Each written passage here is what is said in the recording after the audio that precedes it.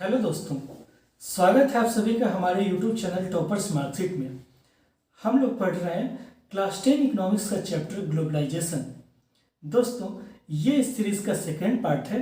इससे पहले भी एक पार्ट बन चुका है। अगर आप लोगों ने अभी तक उस वीडियो को नहीं देखा है तो आपसे हम्बल रिक्वेस्ट है कि आप उस वीडियो को जरूर देखें। इससे आप इस पूरे चैप्टर से बहुत ही ईजी शब्दों में वाकिफ हो सकेंगे। तो दोस्तों, आइए शुरुआत करते हैं आज के सेशन की। दोस्तों, पिछले वीडियो में हम लोगों ने बात किया था कि किस तरीके से हमारा मार्केट आज के डेट में पूरी तरह से ट्रांसफॉर्म हो गया है। हम लोगों ने देखा था कि बड़ी बड़ी जो विदेशी कंपनियां हैं उनके प्रोडक्ट से हमारा मार्केट पूरा भरा पड़ा है, जो पुराने समय में हमारे पिताजी या दादाजी के समय से उनके समय में जो मार्केट था उससे पूरी तरह से बदल चुका है। ठीक है, तो आइए उससे आगे बढ़ते हैं आज हम लोग।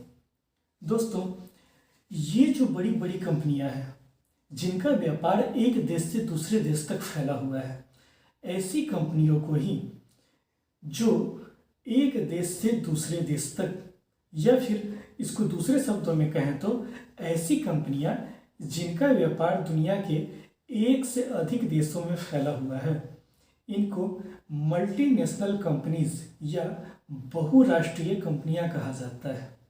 दोस्तों, आपके मन में एक क्वेश्चन आ रहा होगा कि ये जो मल्टीनेशनल कंपनीज हैं ये अपना बिजनेस एक से अधिक देशों में फैलाती ही क्यों हैं? हम उस पर भी आते हैं, लेकिन उससे पहले एक छोटा सा शब्द है, उसका मीनिंग यहीं पे समझ लेते हैं। वो छोटा सा शब्द है निवेश, यानी इन्वेस्टमेंट। आइए दोस्तों समझते हैं कि इन्वेस्टमेंट क्या होता है। दोस्तों, इन्वेस्टमेंट वह पैसा होता है जिसको आप लाभ कमाने के उद्देश्य से किसी काम में लगाते हैं।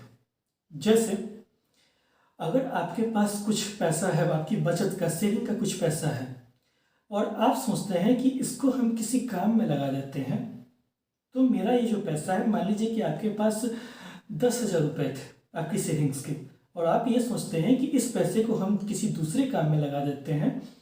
अपने वो काम कोई भी हो सकता है, जैसे आप अपनी फ्रेंड को उधार पे दे सकते हैं और इसके बदले मुझसे इंटरेस्ट ले सकते हैं, ये भी एक काम हो सकता है। या फिर आप किसी बिजनेस में इस पैसे को डाल सकते हैं।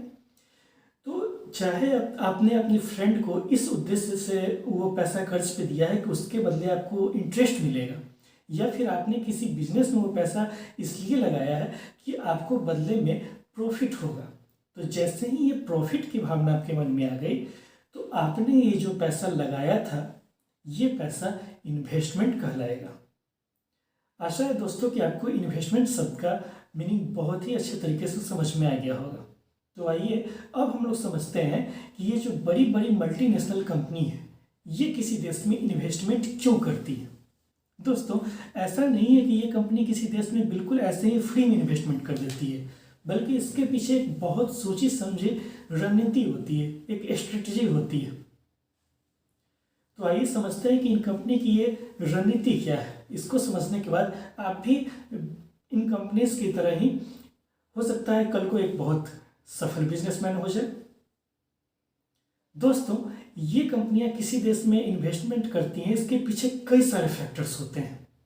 इनमें से पहला फैक्टर ये हो सकता है कि जिस देश में ये इन्वेस्टमेंट कर रहे हैं वहाँ पे जो लेबर हैं वो बहुत ही कम दामों में उपलब्ध है। यानी किसी भी देश में, जिस देश में सस्ता श्रमिक मिलता है, चीप लेबर उपलब्ध होता है, वहाँ पे ये मल्टीनेशनल कंपनियाँ अपना बिजनेस स्टार्ट करती हैं। आप पूछेंगे कि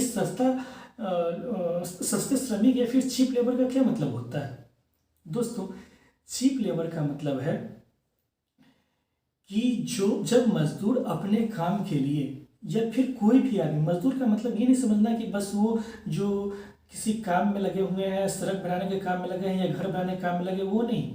ठीक है, इसको थोड़ा और अच्छे शब्दों में हमको समझना हो तो हम ऐसे कह सकते हैं कि कोई भी काम करने वाला व्यक्ति जो अपने काम के लिए बहुत ही कम पैसा लेता हो, बहुत कम कीमत पे काम करने के लिए तैयार हो जाए, तो उसका जो श्रम है वो सस्ता होगा, उसका जो लेबर है वो चीप होगा। इसको बहुत अच्छे से समझना हो तो आइए एक एग्जांपल लेते हैं।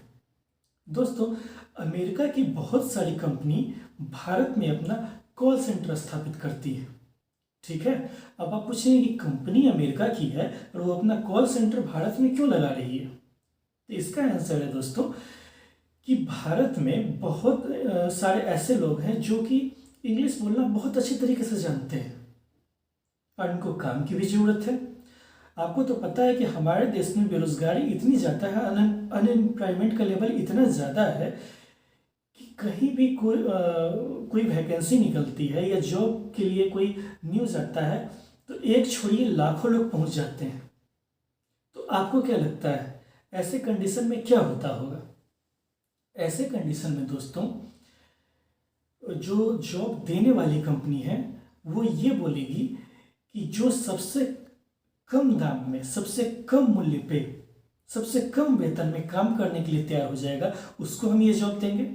और आपको तो पता है कि भले ही सीट एक ही क्यों ना हो, कैंडिडेट यहाँ हजारों में, लाखों में, तो इन लाखों में से कोई एक न एक तो हो ही तैयार हो ही जाएगा। ठीक है, तो इसी तरीके से दोस्तों जब हम अमेरिका का एग्जांपल लेते हैं तो अमेरिका में लेबर का कॉस्ट हाई है। वहाँ जो लोग रहते हैं वो जब भी पैसे का डिमांड करेंगे तो डॉलर में डिमांड करेंगे। ठीक है, उनको ज़्यादा पेमेंट करना होगा इन अमेरिकी कंपनियों को। लेकिन जब यही अमेरिकी कंपनियां भारत में आती हैं तो इनको पेमेंट रुपए में करना पड़ता है डॉलर के बदले। और यहाँ पे बहुत सारे ऐसे लोग हैं जो कम वेतन में काम करने के लिए तैयार हो जाते हैं क्योंकि उनके पास कोई काम ही नहीं है। काम न रहने से तो बेहतर है ना कि कोई काम मिलना।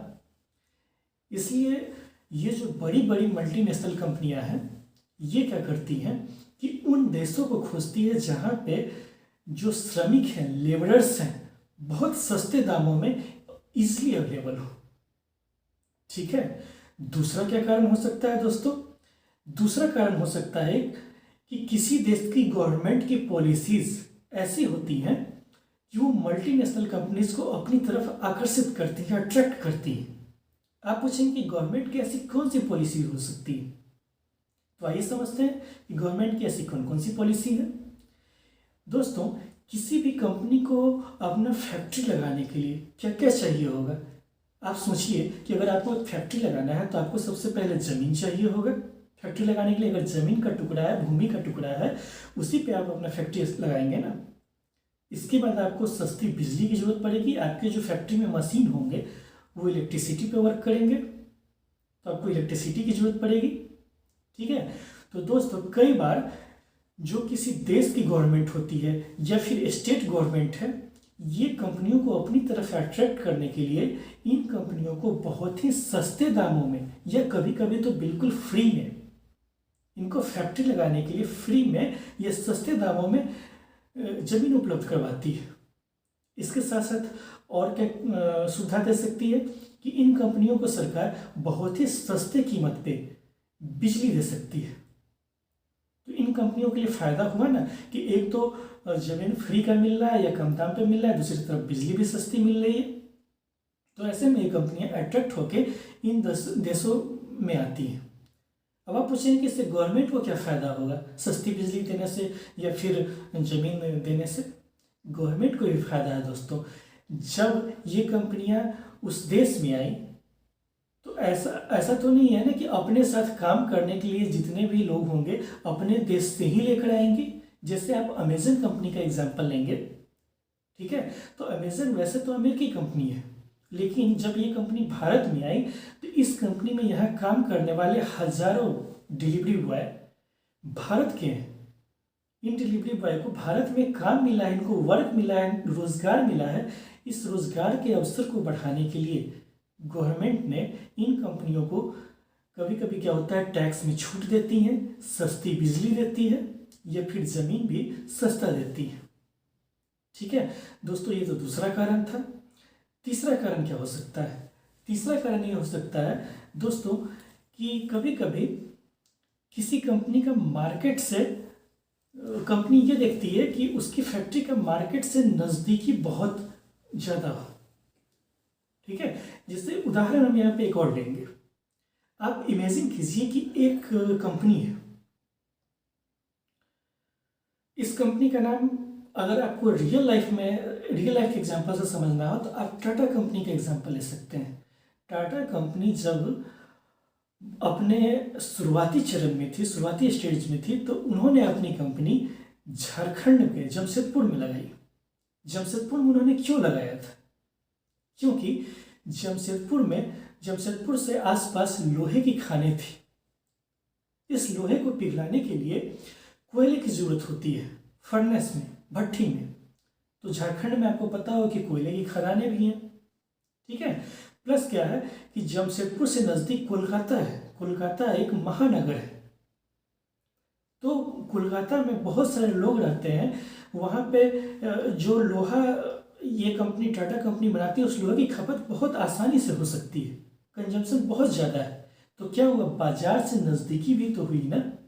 अगर आप ऐसे जगह पे कहीं अपनी फैक्ट्री खोल लेते हैं, अपनी कंपनी स्थापित कर लेते हैं जहाँ से बाजार बहुत दूर है, तो क्या होगा कि बाजार तक अपने सामान को ले जाने का आपका कॉस्ट इंक्रीज हो जाएगा।